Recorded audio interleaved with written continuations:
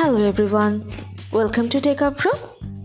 Today in this video, I'm gonna show you how to set app badges icon as number in your Android phone.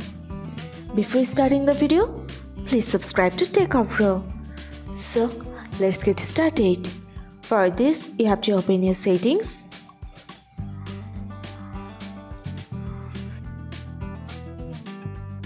Now scroll down. Here you can see notifications. Press on this. Now scroll down.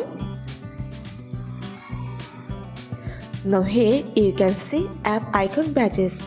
Click on this. If you want to set your app icon badges as number, you just have to press on this number option. That's it. So this is how to set app badges icon as number in your Android phone. So guys, that's it. You can do this. I think this video is very helpful to you. If it was, then give a thumbs up and hit the subscribe button.